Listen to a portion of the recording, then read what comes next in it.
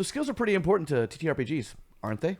They should be. Well, it depends. Some RPGs don't need skills, which is okay. It's ultimately up to how you want to design your game. To some extent, you need something for your players to roll. Now, obviously, there's stats and attributes and stuff like that. We'll cover that a little bit in today's video. We're also going to cover the different ways you can use skills, because there's more than just have a bunch of skills and write them down and then roll them when necessary. You can put them in categories. You can just have infinite skills, like if you're one of those games, or you can write them in yourself. There's a lot of different things you can do, and we're going to discuss them all. Really enjoy having skills outside of just having stats, but yeah, let's get into it. Yeah, so let's first of all talk about that difference. So stats or attributes or whatever you want to call them, those are like your main attributes that determine what your character is inherently good at, right? More broad categories, usually they break down into things like physical, such as strength, dexterity, something like that.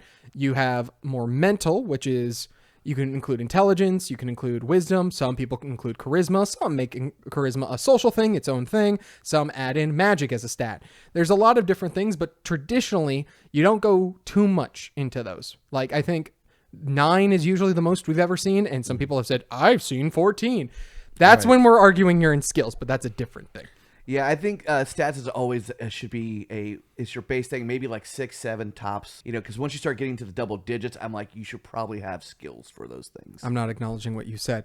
6, 7. Oh, but yes, I do agree. Outside of the 6, 7 reference, that they are ultimately just like a more broad category. They can be used to reference things like health, things like how easy you are to be hit. Mm-hmm. They can do a good variety of things, not just what the more pinpoint accurate that skills do. Skills tend to be, you are good at this thing, and it's very itemized in the sense of it's not going to be used too often to be justified in a good variety of ways. Right. It's a very specific type of usage. It's only in certain situations you would use this particular skill. And some people like skills, like having a good variety of skills, because it can help differentiate their character. Mm. Now, I have found the more skills you have, the more you lean into like a simulation style of game, right? Because if you start breaking down the difference between like a drive skill, which one could then argue like, oh, driving can be, for planes or trains or automobiles. Or some people would then argue, actually, flying a plane and piloting a train, I think, is actually what you do. And steering a boat and doing this and that are all going to be different, and thus require a bunch of different skills in order to accomplish that.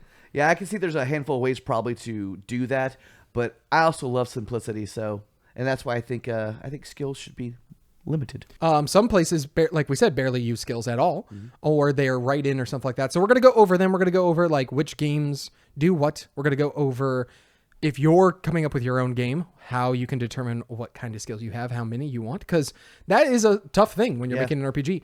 How many skills do you want? Do you want skills at all? How are you going to handle that? As you mentioned before, there's some TTRPGs out there that have just a boatload of skills, like Call of Cthulhu. Like, I remember when I first was playing that, someone from our Discord was running it. It was just so many skills. It was crazy. Yes, and again, that's very intentional, because Call of Cthulhu wants you to very much inhabit the character and have the characters be very mechanically different, right? If I'm a mechanic, that we need to have that skill that reflects that. So I'm really good at engineering, versus if, like, in D&D, if I'm a mechanic, what skill is that? Maybe a repair skill or like a tinker, but that's not really a thing. Whatever it is would be based on intelligent. So let's determine your skills and how you want to do that, how many you want. So the bare bones way that I tend to see skills used is like a fixed stat, right? This is going to be how D&D, how Pathfinder, and even Vagabond and other roll under systems do it. The idea is you choose your skill, and then you might get to choose a few skills you're really good at, and then you get a modifier, or again, if it's a roll under, you determine the target number that way, and kind of just go from there. Kind of what we were saying earlier, like repair would be tied to intelligence, would be tied to that attribute. These skills are tied to a specific attribute. Right, and so it's already predetermined based off of the attributes you chose. So like, if I choose to have high intelligence, I'm already going to have skills that are high that relate to intelligence that way. So I'm going to have a good knowledge or history or lore or whatever check you want to determine is tied to intelligence. So are there other games that, besides roll under systems, that would benefit from having a one fixed stat? Yeah, so ultimately, I think it's either roll under or roll over, obviously. Yeah. Now, roll over is nice because you get the modifier and you can just like keep that target number hidden. But as a GM, right? Some people really enjoy the fact that like the players are going to enter into a situation and they don't know how difficult it is. And so they just have to hope that they're going to do really well with something versus roll under, which tends to be no, I know exactly how good I am at this thing. Gotcha. Right. Cause roll under the stat is determined, right? So this would be Dragon's Bane, Vagabond. The stat's determined already. You know, like my crafting skill is a 12, so I have to roll at 12 or lower and succeed. Vagabond's a little different. You just do subtraction, but it's the same principle as a roll under system. Basically, it doesn't really matter if it's roll over or roll under. The idea, it just kind of changes like how you view those skill sets. Like Right. And again, the big idea of what this does is it takes the attributes and the stats and says, you have determined there. You have made the choices there. Occasionally, like in D&D, you might choose like a proficiency, or in Pathfinder, an expertise, a mastery, all these other things that can give bonuses. And in the case of Pathfinder, especially Pathfinder 2, those bonuses sometimes are better and more defined for your skill than the original modifiers that come from your attributes. Today's episode is sponsored by Runecraft, a fantasy TTRPG where you are descendants of dragons using elements and runes to bend magic to your will. Runecraft also has 100 unique types of armor and weaponry that can create up to 15,000 different combinations. They also have a bunch of table generators to help you create your own character. They use a D20 and D10 system, as well as a unique social progression that uses some sort of rock, paper, scissors mechanic. So go back Runecraft TTRPG today and let them know that Wit sent you. And now back to our video. So let's talk about chosen stats. Still the same vein, where the number is determined a little bit, but games that allow you to choose which attribute can fill in that regard. Arguably, you can already do this in games like D&D and Pathfinder. Yeah, correct. And again, arguably, some of the games we'll talk about technically, I think, do it the original way. But we have found that they, for one reason or another, make it a little easier to combine in this way. So let's talk about it. So Fallout has 9 special stats, right? That's your attributes. And then all of the skills. Now, again, inherently, the skills have a little parentheses by it, but we like to play Fallout because it's a little easier, just the way it's defined, of you take the chosen skill and you can take whatever attribute you can justify in the scenario and put them together, and that is your number, right? And again, Fallout's a roll under system, so it's just you add those two together, that's the number you have to get or lower. And the reason Fallout does this is because there is a mechanic built into it with luck, where you can spend a luck point and replace whatever the current stat is with your luck stat.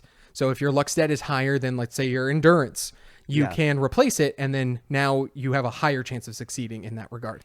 Yeah, luck actually plays a really important role in that game, too, because the higher your luck is, the more luck points you have to use. So yes, it feeds in on itself, for sure. It feeds in on that. So, like, yeah, I really like where you take basically your stat and your skill and you combine that. Because I know we're kind of doing that with our game. Yeah, with Screenpunk, that's literally the entire point is you as the player have to justify which stat and which skill or action you're doing and then put them together. Now we go a little further into things like Vampire, where again you can see that they're broken up into specific categories, but the way this works is, even though it's a dice pool system, you have a certain amount of dice per skill and a certain amount of dice per attribute, but the GM determines like, oh, what you're doing here sounds like a presence awe roll. So you're going to use your presence, all of the dice that are associated with that, and your awe, and then roll it together in a big pool, which means then you could do like a good variety of different things. So like, I think one of them is like when we played Hunter the Reckoning, we did like, there was a larceny check, and one could make an argument that I'm using intelligence to pick the lock for larceny. Another one could be like, I'm going to break the lock. And that would be strength and larceny, right? Like, you know exactly where to break the lock. Yeah. In order for it to open up. Those are the appeals of those kind of games, is that you can get players who are a little bit more creative, who are a little bit more like, oh, I actually want to use this kind of approach in order to use it. Now, some games go full on with that, where that's not even just about the kind of skill you're using or the stat. It is literally about the approach. This is L5R, Legend of the Five Rings. It does that because a part of Legend of the Five Rings is you have the 5 elements that you're using: air, water, earth, fire, and void.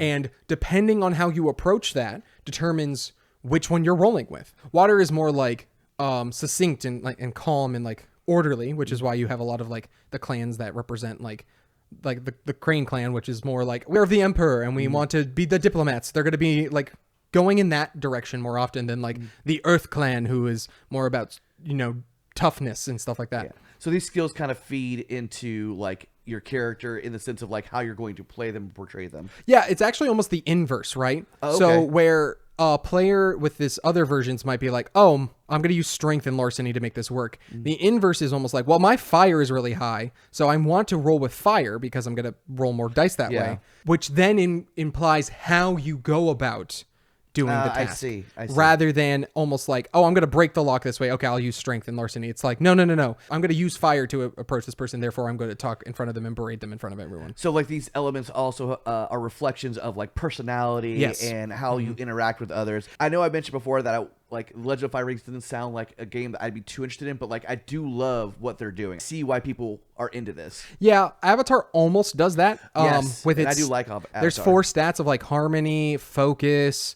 creativity, and I'm forgetting the other one, passion. Again, you could argue like, I am playing this kind of a character. Oh, my passion is high, so I'm going to do that. Well, what does that mean? Oh, this means I act in this way. Yeah, and I think it's kind of nice too because it lets the player kind of inform like what that looks like and what that sounds like. Okay, my fire's super high, like you said. So how is that going to look? Because it doesn't necessarily mean you have to berate them. Maybe you're just really passionate too, or something. Right, and this is where like the kind of skills you have, how you name them and stuff like that is really important, because having strength and intelligence and dexterity is more physical, concrete things we can hold on to. Yeah. And we can give with more examples that way versus having things that are based around like your passion or your creativity or your focus. Yeah, more abstract in those. And I think abstract is a really cool way to do it because, again, it really gives the players the option to like, how do I want to play this? How does my fire look, basically? Yeah, because then you can make an argument of like justifying, well, no, I am focused on this one task, even though it seems like I'm being very passionate about it. Again, I think both approaches are good ways to implement your skills. Because especially if you're the kind of player, for the players, if your focus is, I need to be told what I can do, then it's like, okay, you may want to go with a more concrete skills. But if you're more of like, hey, I want my players, or I like to be very creative, that maybe going with more abstract skills are the way to go. Yeah, and it all depends on exactly how player facing your abilities are. But before we get into that, like, comment, subscribe, tell us if you're enjoying the video, what other topics you might want to see. You can always join us in the Discord as well. If you have a game you're working on, if there's any fun things you want to talk about there, if you want to run a game or play in a game, even join us playing there. a game. Absolutely. You can support us financially either by becoming a Patreon or a YouTube member, just like Blue Wolf. We do special videos for just the YouTube and Patreon members, and you get access to all of those fun things. So please come on by. Thanks again, Blue Wolf, for all you do. So going back to it, this comes down to how player facing are these things, right? The approaches, right, more abstract things are arguably a player do your thing first before you can kind of metagame it a little bit, right? So basically, tell us what you're going to do. Like, give us like, hey, what are you doing here? Now roll, see if it happens. Versus the inverse, which some other games do, of how good you are at something, so you're going to roll first, and then that describes the action that's taken place. Again, this is more of a philosophy of how you want to do the game design, not necessarily whether it's good or bad. Some players really like to know what the dice say first before that influences them. We've made this conversation a bunch of times. When do you roll for some sort of persuasion check? One could argue you wait till after you've talked in character, and then that will determine the difficulty because of the words you said. Some would say you wait till after the roll so you actually know how bad or good you did, and thus determines the words you say. I like saying what I want, like doing the action first, and then because even if I do a really good job and the roll's garbage, then it's like, okay, basically that kind of infers or how the NPC or whoever's listening to me takes that message. It's like, oh, they were not impressed by you at all. Yeah, you can have it be something like, oh, you brought up actually a sore spot in there. I think both are excellent ways to do things. I mean, I think you kind of have to choose which one, by doing this. But my preference is always say what you're going to do your thing, and then let that determine how difficult that role is going to be. And then if you still end up failing it. This is determined based off of how you show your skills, right? So we've talked about it before of the different ways to do it. If you just do a flat mod like D&D, more likely than not, the easier way to do it is to role play or do describe the action first, then roll to see if you Right. succeed. This is mainly because, again, sometimes the target numbers are hidden. Sometimes the probability gets a little bit more wonky in that regard, right? Yeah. Players might know, like, I have a +5, but when put on a d20 and then you realize that the DC is actually 25, it suddenly becomes a lot harder. Right. The difficulty ramps up a little bit different when it comes to a modifier versus roll under games. Those ones I tend to notice it's more about, well, I know how good I am at this thing. And so I'm going to do this skill first, and then you roll, and then you determine, oh, okay, this is how it went for you. Referring back to Call of Cthulhu, I can't remember. There was when I was playing it, but like we would definitely roll first because we like, oh, I'm really good at schmoozing or whatever the skill was. Fast talking, I think. Fast talking, yeah. And then you roll, and but you don't succeed, and it's like, oh, well, maybe I stuttered or stammered, something like that, yeah. And so then dice pools are another thing. In my opinion, dice pools fit more, like they're the wider range of modifiers. So if it's like roll under systems where the target number is set and it's very obvious to the player, that one determines what they're going to do. Then you have modifiers. Over here, way off screen is going to be dice pools, because I don't think anyone actually does the math on how likely they are to succeed in a dice pool system, especially since dice pool systems, when do you succeed? Is it on a 6 or higher on a d10? Is it actually you add up all the numbers together, right? Like that math starts to get a little fuzzy. And so I think dice pools are more just like a tell me what you do and then we'll roll and see what happens afterwards. You just welcomed a lot of chaos into the comments of this video. And I welcome it. Yeah. So I guess one of the bigger picture questions is, how many skills should you have? Yes, and this is actually very interesting, mainly because while we're working on RPG, Charles is busy, so Frank's also working on his own RPG. Yes. That's how this works. And this was a question I came up with. I was looking at the games that I was pseudo-inspired by. As we've both talked about, we really enjoy taking an attribute and then taking a skill and putting them together. Right. I also like roll under systems where it's very obvious the players know exactly how good they are to succeed at something. You can't necessarily do that with both. Yeah. I mean, Fallout kind of does it, but even then, it depends on the math. So ultimately, I had to think about like, okay, this system has this many and this has this many. So I have found it depends on the game. Shocker. But I think the fewer skills you have is the more narrative the game is. Yeah, I think I would lean into that direction as well. If you have a decent amount of skills, and we'll describe how much is a decent, but basically like 10 to 20 skills, that is more of a gamer's game. Yes. And then anything more than that, when you get into the Call of Cthulhu's and the vampires, you're getting into the simulation people. Yes.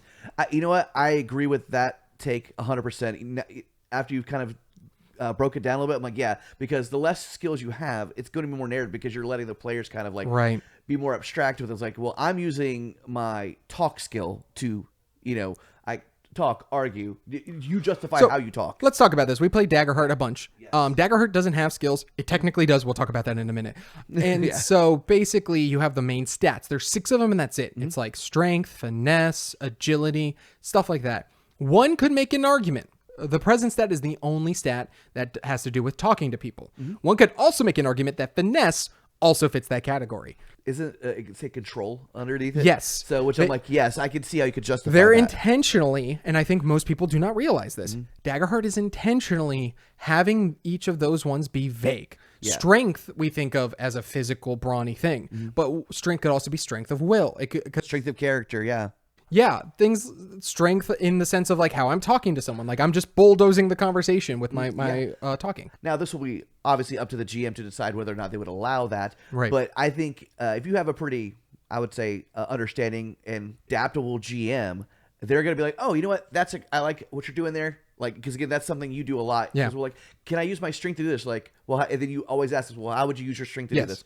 And if we can justify to you, and again, because you're so adaptable, you're like, you know what? That makes perfect sense. Or you'll be like, I don't know if that would really work in this case. If you're trying to talk to someone and you're like, I'm actually going to use my agility and flip away back and forth. I'm going to be like, no. If you say, I want to use my agility to like weave in and out of their questions, I would again argue that's finesse. Yeah. Right? That's when we get into those conversations. But like, yeah, absolutely. If you're trying to read somebody, one could argue knowledge is how you read someone. Like I have studied like people when they're lying, this is the things they do. Right. One could say, no, I'm trusting my gut and I'm going with my instinct and believing whether or not they are lying to me. So I think those tend to the smaller the skills, the less you have, tend to be more narrative. Absolutely. So, and then we talked about the ones that go into like the 10 to 20. Yeah, this is basically like D&D, Pathfinder, these roll under games we've been talking about range of you only have like 15, 20 skills, something like that. Yeah. And the reason this feels more gamery is because those skills tell you what the game is about. Yes. They tell you the important aspects of the game. If a skill is written in one of those, it means it's important to the game, right? And we will talk about later on things like Mothership that break that convention in a very interesting way, in a very important way.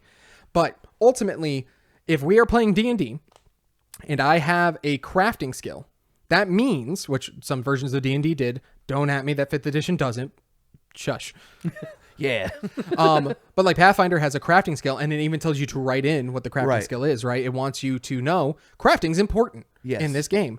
If it has an athletic skill, you're going to be using that skill quite a lot. If it has perception, like every one of these games does, it's the most used skill of all.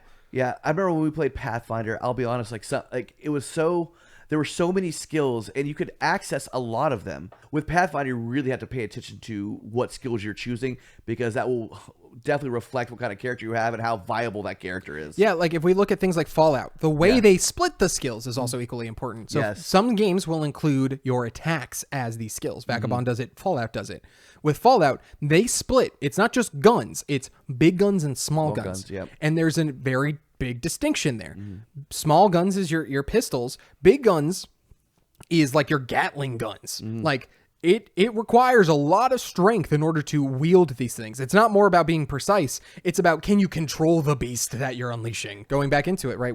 We played in a Fallout game. My character ended up going the explosives route. Right. But explosives is its own skill. But then also repair doesn't work on explosives. No. That one needs to be, I believe, like a science check of some kind. Yes, I believe it's science. Which is really interesting, right? And it makes sense of like, okay, you're doing science. You're literally making a little mini bomb and then getting that ready. Or you could be incredibly lucky, right, Frank? But again, these are the skills that are important. So if you're doing this kind of thing, think, what are the most important skills? What are the skills people are most likely to use in my game? If you're play testing it with a bunch of people and they say, oh, I want to do this thing. If it keeps coming up, maybe that's a skill you need to add. Oh, absolutely. I think playtesting is probably one of the most informative ways to get that kind of data is looking at what are my players trying to do the most often? Oh, this is happening a lot. This should probably be its own skill set. Or like, no, we're going more abstract. Like this falls underneath this category. Yeah. And then, of course, finally, we have the insane amount of skills. It's like 30 plus. Yeah. But we're going to say it's a lot because hyperbolic is fun. Hyperbole. Yes. Hyperbolic. The hyperbolic time chamber. Yes. So these are going to be games, obviously, like we talked about already. Vampire has a lot of skills. Call of Cthulhu has even more. Traveler has a lot. Traveler has a ton. And they would all, I would argue, lean into the simulation route of play. Sorry. Can you kind of explain what you mean by simulation when you say that? Yeah, we've had a video talking about it and people got mad in the comments about that one. So basically what we're saying is narrative is you're focusing more on the story you're telling through the game. Is like the gamer side is more like the actual mechanics and like the fighting combat, the more crunchy tactical side. And then simulation is I want to embody my character. When my character does something, I want it to feel like I am the one contributing to that. Now, again, you might be thinking, but a lot of skills would imply more game, right? Yeah. Simulation people tend to be actors. Yes. They tend to be the people who really enjoy honing who their character is, which means you have to niche down. Right? What makes my character good at this thing? Oh, I'm an actor. Let's literally say I'm a stage actor in Call of Cthulhu. What are the skills that are going to be best used for me? I'm going to find those and increase those above all the others.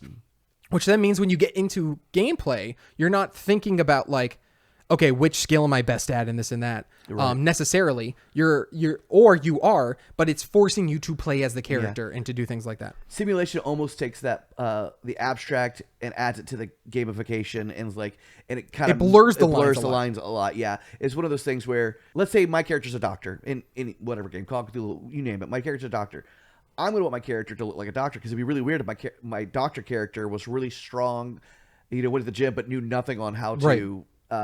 Identify an illness. So I guess it could be really funny, 100%. It could be hilarious to do that. But at that point, gets rid of the simulation at that point. You're no longer simulating. You're just being silly. Yeah. And again, when the game can be like, oh, you are a doctor, therefore you're good at these set of skills. And it makes it much easier to understand of like, yes, I am the only one in this group that does these things.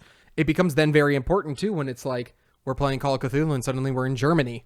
Did anyone take Germany or some sort of linguist skill? Right. Oh no, we are all in trouble, which Right. feels again very simulationist of like, well, yeah, if our characters don't know the thing, naturally we're in trouble for it. There will probably be comments in this video saying like, well, what about this game? This is clear and obviously this kind of, listen, this is just the notes I've noticed, the trends I've seen. It doesn't mean it's always true. We don't know all the games, and there are some games we just don't talk about because we're not huge fans of them. Yeah, if you look at things like Vagabond, it takes a bunch of narrative stuff and then combines OSR with it. So like you can do whatever you want. You can break convention if you really want to. I'm not going to say you can't do that. This tends to be what happens. We have merch. That's right, Ad Charles. We do have merch. That's right, you can grab all your favorite What is Tabletop merch from fourthwall.com or just use a link in the description. Or, of course, there's this fancy new thing like over here. We have the This Is How I Roll because Charles likes puns. Or my favorite shirt, optimization is the best offense, because I said it. Roll the clip. Optimization is the best offense.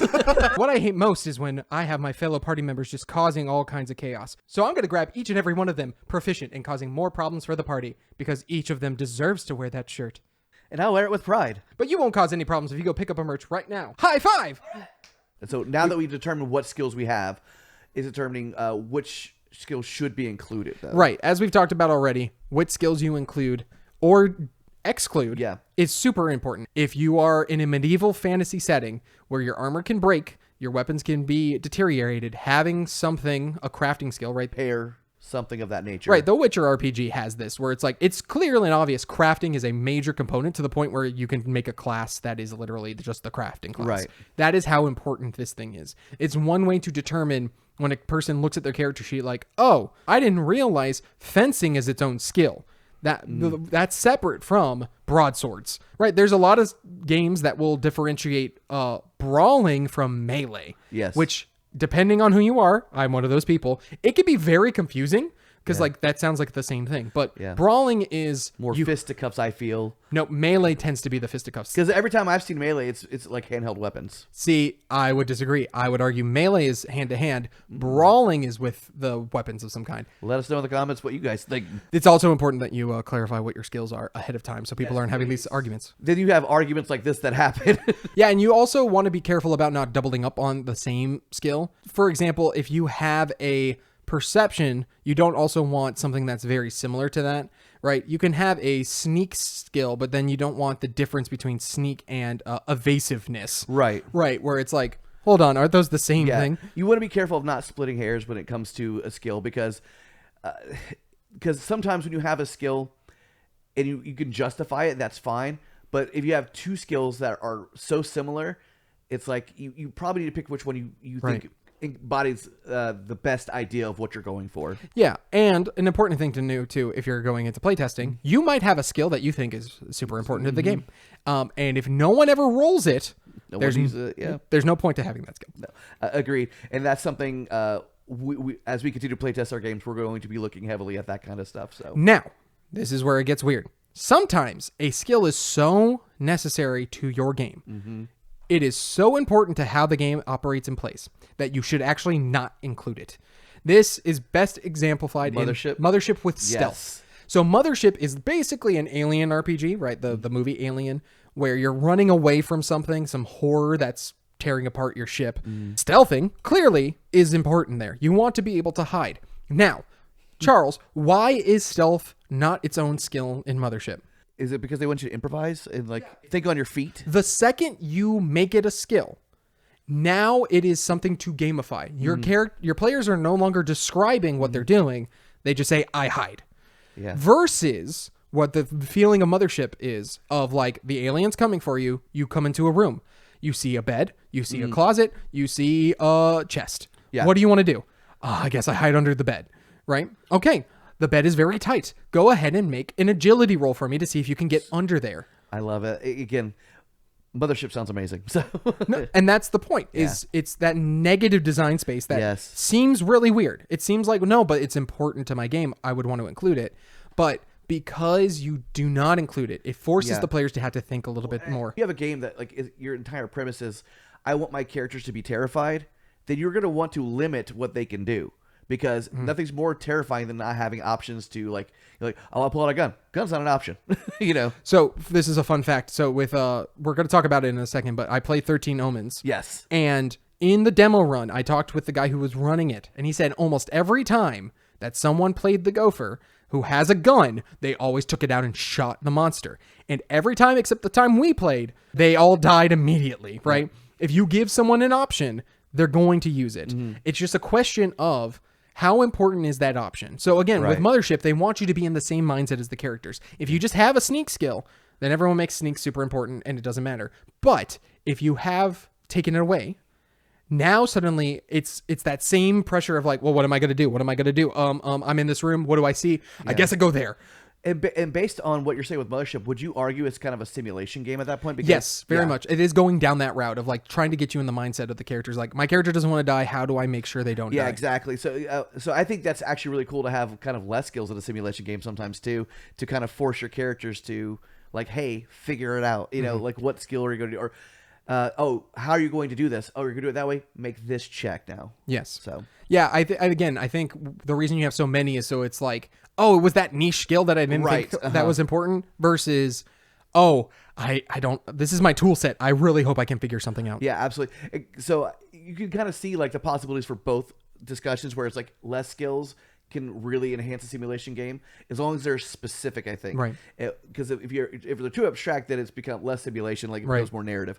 But you know, if you so I think specific skills is the idea, not necessarily how many you have, but they have to be specific. Yeah, and you don't, and again, depending on the game you're doing, you don't want to get too specific. So D&D has different rules for crafting, depending on the thing you're crafting, depending on if it's armor, if it's a bow, if it's swords, and how many of us care about those things, right? Because it's kind of it's its own different thing. It's like a kit. Like, do you have a smither's tools kit or like blacksmithing and this and that? Tinkerer's tools, which is actually more for things with mechanics behind it. That is where you can start to get into the minutia of like, oh, I need this thing to do the thing I wanted. Well, you just gotta be careful about it. And the thing with D&D a lot of times too, again, when was crafting introduced? Or where was that gonna? Okay. I would it's not really in 5e, right? I would say third edition probably. So if it is, I apologize. But like, my idea is because there are so many different ways to come up across weapons and things that you need, either by buying, looting, whatever. There are so many different ways to come across things that crafting doesn't seem too necessary. Right. But again, some people might want a medieval fantasy game where like swinging a short sword is easier if you train that way than swinging a broadsword, right? You don't want... That is the weird part of D&D, is that the barbarian who can swing a giant great axe is also just as good with a rapier. It's like, that's more about finesse and like how you spar with somebody. But again, that's just the point, is like, what is the focus of your game? Now, we're going to talk about games that do stats in a really interesting and unique way. Let's do it. So the first one is, you might be shocked, D&D. Yeah, the proficiency system is pretty good, actually. It really is. To the point where like I think so many other games use it. To some extent of like, okay, you're good at this thing, or you're trained so well you are proficient in it.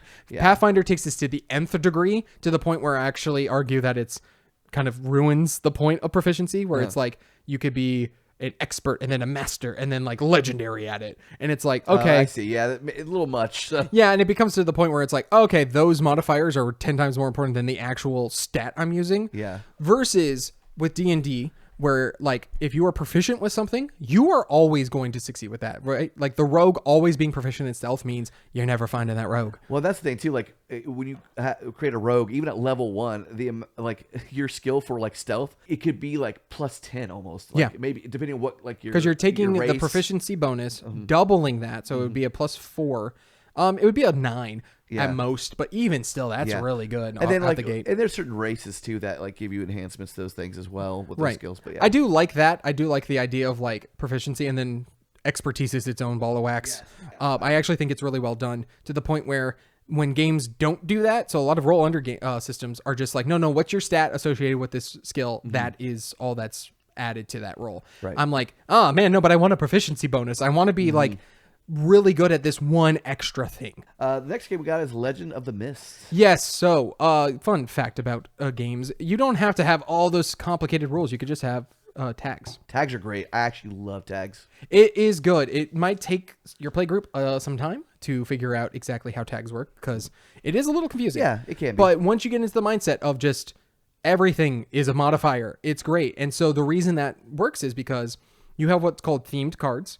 and those themes determine who your character is. So you're not locked into like a class progression or like certain aspects of yourself. You can play an elf and not have that be one of your theme cards because it's not what's important to your character. Right. Versus your father's old sword is super important. Yeah. So what that does is it means I have the skill or the tag of father's old sword. If anyone else uses that sword, it doesn't mean anything to them, but it means a lot to me. And it really defines what your character is a lot more. Of like, these are the things that are important to who my character is. And then we've talked about it, but the leveling up system in it is really good. So yeah. Next we have is 13 Omens. Yes, 13 Omens does something that's very interesting. They have 2 sets of skills. You have 5 fixed skills that are the same regardless of what game of 13 Omens you're playing. But then 5 other skills that are determined based off of the one shot you are running. That's amazing. Each of the playbooks or the characters you're playing is going to be really good at one of those 5 skills. So those skills are almost determined by the characters you're bringing forth, rather than like just a predetermined thing that the game master decided ahead of time. So, for example, when I played in the demo version, I was the one true believer, and I was really good at occultism. That was my best skill of the 5 written in ones. But then you had the gopher, who was really good at mechanics, right? You had one guy who was the fan, who was really good at like the lore of our channel and like the videos that we were making, stuff like that. These are determined by the characters. These skills become important because the characters think they're important. What an interesting way to have your game operate and have these characters interact with what's happening, especially with having the specific skills to the specific scenario that you're playing in. I think that is really great because, again, it's meant to be a more rules light system, so it gets rid of like what skills are important. You have 5 general that can be used in almost any circumstance, and then the 5 specific that become then a clear idea of like what the game is going towards, right? If you see agriculture, you're like, what does that mean? It's probably that something to do with raising crops is going to be important to this game. I believe agriculture is used in the demo that you can buy, which is basically like you're all part of a vineyard that's state. kind of cool, actually. And one of you is literally the one who runs the vineyard as part of your like profession. I mean, yeah, I would argue agriculture would be kind of a key thing to have. Right, because think about it. You could easily see a situation where like someone gets poisoned and it's like, well, hold on. I, as the person who's really good at wine and agriculture, hold on. I can figure it out. It was this cup.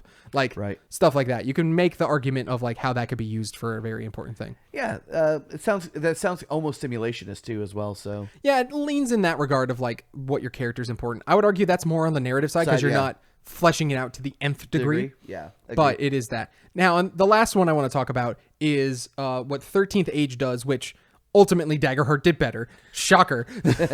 All right, well, what did 13th Age do that Daggerheart did better? So they called it backgrounds. Backgrounds basically are written in skills, very similar to Legend of the Mist, but they can be phrases or just aspects of who your character are that you then can add to roles when it is necessary. A lot of narrative games will say like Fate Core and stuff like that have like these aspects that you write in, and whenever that is prevalent to what you're doing as a character, you get to add that bonus. What this forces you to do is to play into character because you're like, my character is really good at solving mysteries, a la Scooby-Doo. So we'll say Scooby Gang is one of my written in background traits. And so now I want to solve mysteries. I want to, anytime something comes up, I'm like, I'm going to use that skill as much as possible. Yeah. The reason Daggerheart does it better is because in 13th Age, as you level up, you add more backgrounds. Oh, you add more. Yeah, that doesn't make sense, right? Got it. Versus Daggerheart calling them experiences. It makes sense. You have past experiences and then current experiences. Well, it also limits you to how many experiences you have. You get a 5, but you can also level up like the modifier to those experiences. And here's the thing. There's nothing saying in the rules you can't have things happen where like suddenly this experience, it no longer defines your character and you must writing in a new one. You could, I could easily see some sort of fey creature in like Daggerheart being like, give me something, and you lose that experience. That would be a crazy thing to happen. Like, give me one of your experiences. Legend of the Mist actually has that. Basically, if you encounter certain things, they can completely get rid of your theme cards and force in a new one. That's so cool. I want to play this game. And so there's a lot of fun to be had with the more write-in aspects of skills, because it can define the character better than I would argue the game designers were thinking, because you'll get things like when we're playing our monk character, Evan. Yes. He kept saying the phrase, "Master didn't prepare me for this." Yeah. Which was a really funny joke, but then it's like, oh yeah, no, you're in over your head quite a lot, and yet somehow able to adapt to it. Yeah. So anytime he's in over his head, he just says, "Master didn't prepare me," spends the resource, and you're good. With those experiences too, you keep them semi-vague. You don't want them Right. too vague where they can encompass everything, but I think keeping them just vague enough. And that is where the difficulty comes in. You'll actually see that Legend of the Mist and Daggerheart even say, hey, have one skill that's like really good for fighting. Like Yeah. let it be vague or let it be very obvious. Like Yes. it's fine. But you don't want to be too obscure and vague that you never use it, but you don't want it to be too broad Right. that it's used all the time. So like what I used for my druid was beast mode. Because Right. I'm like, that could definitely like, because he could turn into different beasts and animals, so it was like, But then if you're like trying to talk to someone and you're like, I'm going to use beast mode, mode. it's like, whoa, I don't think that's going to really work Yeah. the way you want it to. I was like, I'm not going to beast mode. I turned into a raven. And they suddenly don't care anymore.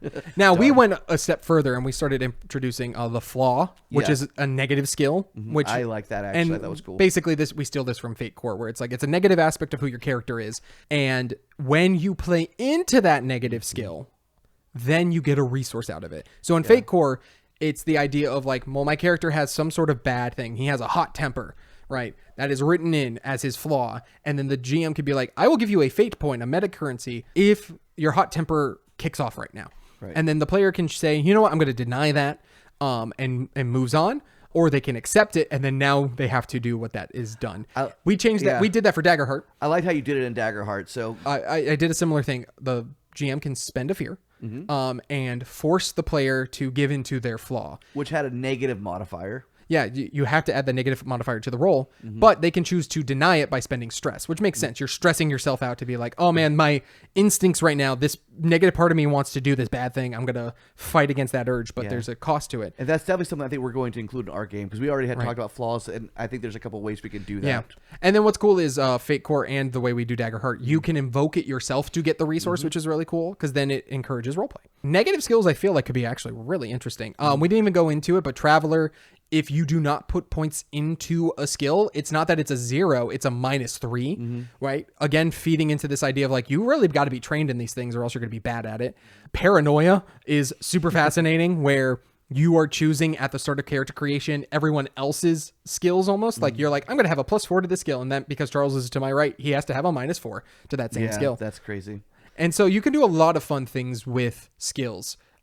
These were just the ones that we thought were really interesting. Yeah. So we're including Paranoia in that. Traveler, again, like we said, is very interesting of like, sometimes having a 0 is better than not having anything in that skill. Because it really can impact you greatly by having, by not using that skill and you have a -3 when you have to try to just, no, it's not fun. No, and it's very intentional that it wants you to not do that for sure. Yeah. Anyway, this was been our skills video as a sequel to the previous skills video where we've learned very much more about skills, as you can tell by how long this video is. Yeah, I was actually kind of impressed how long we were going with this. As we've said before, join us in the Discord, become part of our community. We have a lot of fun stuff going on in there. You'll have people who will comment on any game design questions you may have, or have the looking for game section, stuff like that. And of course, Patreon, YouTube members get special perks. We have bonus videos out there that will answer any niche question you want that might not do better on YouTube, but it might do really well with you people. We're going to do more focused narrative, focused game design stuff. Even have a special member section for you in our Discord where you get access to a couple different perks where we do some fun things every now and then. We're working on building that community up. Yeah. So anyway, we thank you all and stay witty. Stay witty. So what skill would you like to be better at, Charles? Life. The skill of life. Don't we all? No, I like sorry personally. You like being sorry? No, the game. Oh, I was... Now you're in trouble. Oh.